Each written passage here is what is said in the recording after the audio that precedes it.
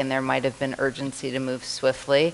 And the third is there might have been a procedural misstep in terms of an oversight of including her. So it could have been one of those three things. The next thing that I wanted to mention is things that are seemingly straightforward in investigations, when you start to look into them deeply, are not always so straightforward. So I can't speak to a specific investigation. What I can say is that the process entails the building level DASA coordinator making a determination, and then whomever filed the DASA or that the involved family has the right to then appeal to the district level. And then it would come to me, and then procedurally I would go through steps to make sure that I am doing a second layer. So I just want to affirm your concern. I think hearing anything that comes through the DASA reporting process, that some of which seems like a slam dunk, even if it should get to me as the district level appeal, when we do our due diligence, sometimes there are some nuances that are involved that are really complex and really surprising. All of that said, none of that can ever be ignored. We do not allow an environment where action is not taken on things where action needs to be taken. And if there's a code of conduct violation or it rises to the level of a Dignity Act violation, the nuance there is one is anonymously reported and codified in numbers and reported up to the state in terms of Dignity Act violations. In all circumstances, if there's a transgression, there's a consequence, and then the intention is, in accordance with that code, to pair it with a restorative approach as well. So I share your concern. I take the comment very seriously, and also generally speaking, there are sometimes some slam dunks that actually come up as not so slam dunk on certain things. Yeah, I just want to underscore what Melissa said. It's really important. We're working so hard to address these things, not have people look away. You know, in the interviewing for the FMS principal, that was something that we zeroed in on, and Lena has a record of helping faculty get very specific on how to address and look away. Let me say something else, though. If anyone working in the Hastings district was asked about whether something was a Dignity Act violation in another district without having understanding directly, that would be a misuse of the Dignity Act process. Because not being on the inside, not knowing what's happening, there are things missed. So what was said in the public record is, apparently others in other districts commented on this as being a Dignity Act violation. That is just not possible to do within keeping with what the Dignity Act process is. So we take it really seriously. We are falling short in certain ways. We got to get after it, but we're working on it. So we share your concern. But you hear me drawing a line as to what's appropriate comments and interactions. Professional defense, I'm not talking about the parent. Yeah. I'm talking about supposedly professionals elsewhere in the region making a comment about what was or wasn't a Dignity Act. We could not do that from here to somewhere else. And some of the concerns that we learn about over time, some of them are requirements to be criminally reported. I want to clarify that too. So in addition to some of the things that we are working on internally, there are certain things that are hate crimes, and there are certain things that are, any kind of making sure that there are appropriate interactions, for example. Like some of these things need to be not only codified a certain way, but they need to be reported outside of the district environment. And so I want you to know there's that third layer too. So there's the Code of Conduct, there's the Dignity Act, and then there are mandated reporting things that have to be acted on. So all of those are really very much front and center. And I do share all of the concerns that were mentioned. When it comes to some of this stuff, I mean, I respect everything that you said. But when it comes to swastikas, like intentional, I'm not saying this particular case, but if a student intentionally knows another student's Jewish and draws a swastika, or writes N-word on their notebook or on a wall, or says, go back to your country, isn't that all automatic? Like, to me, that's a slam dunk DASA violation. There's intent behind those messages, whether the student knows what the intent is or not. They have repercussions, and it adversely affects that student's experience in school. So I always wonder why in Westchester there's so many districts that have 0.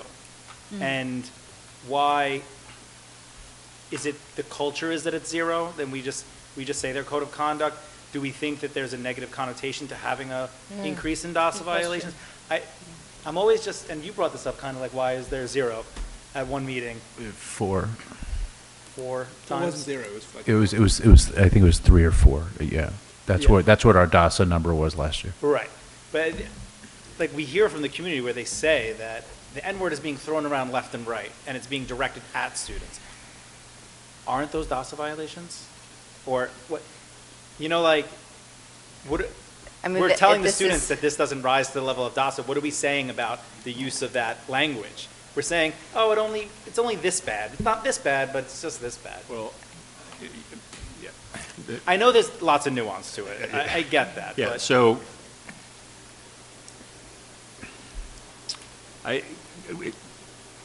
if it's heard, we get on it. And if we have people who hear it and don't get on it, we get on them. And we're still trying to tighten that down. That's why in the hiring of certain new administrators, we're going right after that, the question, what's the experience? What's the history? And right there, I've made a comment on, are some administrators paying attention? Are teachers paying? So we don't tolerate it. We get on it. Then I'm going to put my parent hat on. I'm also a parent for many, many years, knowing that what my child may tell me, is it matching up with what's going on? This is going to sound incredibly defensive. What's going on inside? It's trying to get that connected right.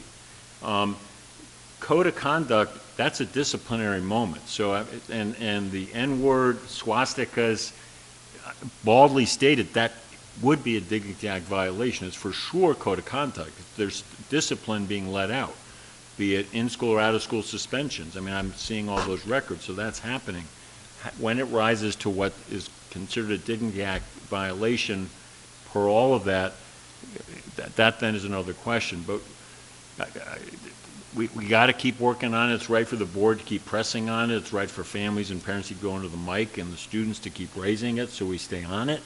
And we're doing that. I'm around the building a lot, and it's not a free-for-all in these incredibly hurtful acts.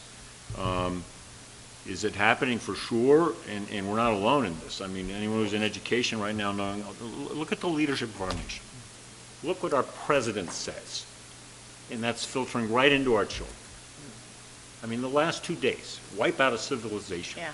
And people are kind of like, oh, okay. I mean, give me a break. That's the context we're fighting in. And that's a tough word. But so my passion's not about you all. No. The right questions to ask. Yeah. Families got to understand the context we're in.